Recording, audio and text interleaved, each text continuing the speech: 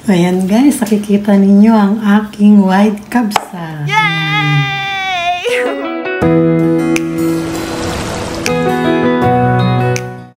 Hello guys, magandang araw sa inyo. Good afternoon. Magluto ako ngayon ng white kabsa. Noong nakaraan, pinakita ko sa inyo kung paano ako magluto ng yellow kabsa. So ngayon, white kabsa naman yung aking lulutuin. Pero same pa rin ang ingredients. Oh, really? So as usual, mag-gisa ako ng bawang. And then,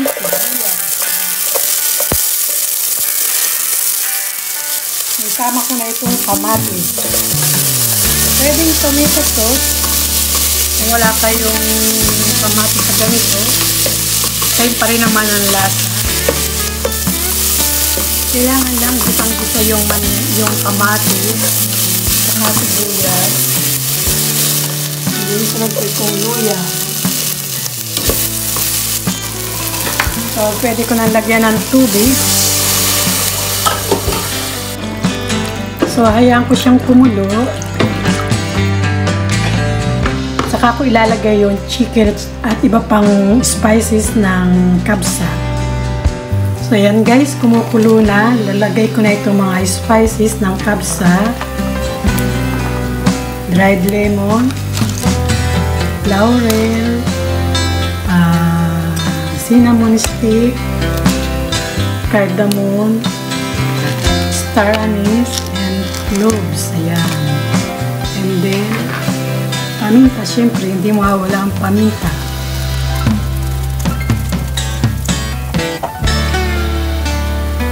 And add ko siya ng capsicum. Option lang naman yan guys. And syempre hindi mawawala ang asin. Pampalasa. And kalimutan ko sabihin itong powdered cumin. Konti lang kasi medyo matapang ang lasa nito. And saka ko ngayon ilalagay itong isang buong chicken or manok. Guys, nung nakaraan hiniwa ko siya kaya naging dalawa, pero ngayon isang buong manok ito. And after 20 minutes na ma-absorb niya yung mga sangkap or spices ng kabsa, i-bake ko siya sa 25 minutes para maging fried chicken or baked chicken pala. Pinapakuluan ko yung isang buong manok. Binabad ko na itong biryani rice sa 30 minutes ito para lumambot siya kasi matagal itong maluto. So pwede na ito guys. 20 minutes na ito. So i-bake ko na siya, pero spread ko muna siya ng butter with ketchup and paprika and black pepper. So ito guys, idadry ko lang muna siya and then ilalagay ko na siya sa oven. So yan guys, na-spread ko na siya ng butter with ketchup and paprika and a little bit of black pepper. Yun lang. Wow! Para magkaroon naman siya ng kulay. So, i-bake ko na siya for another 15 to 20 minutes lang.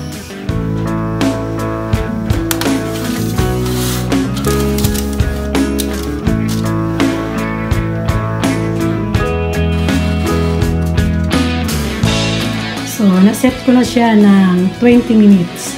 Guys, meron ako ditong kamatis na hiniwa. Isang malaking kamatis lang ito. I-grind ko lang siya para siyang sausawa ng aming kabsa.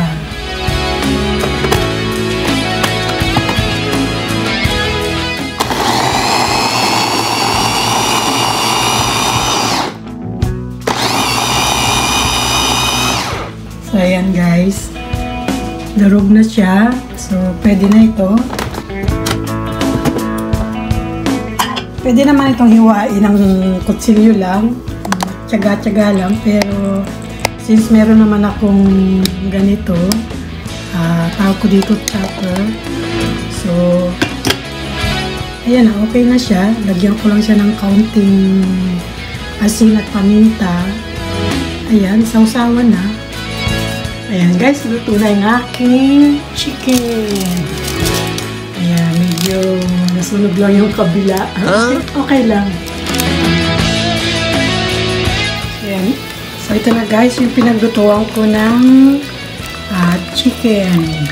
So ilalagay ko na dito yung basmati rice.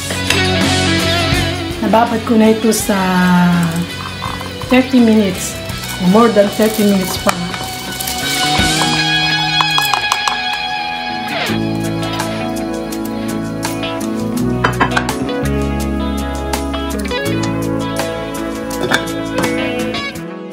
Twenty minutes later.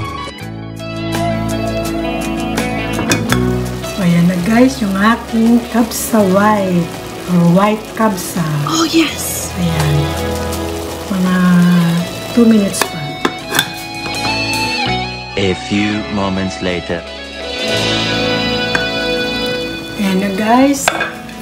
Ito na guys, luto na yung aking kabsa white. Lagyan ko siya ng grated carrots.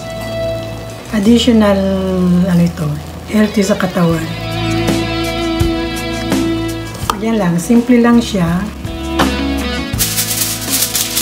And then, balutan ko siya ng foil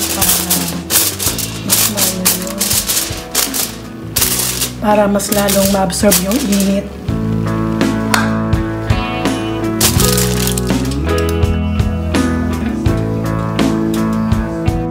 At ito na guys ang aking white kabsa. Ayan. Mainit-init pa.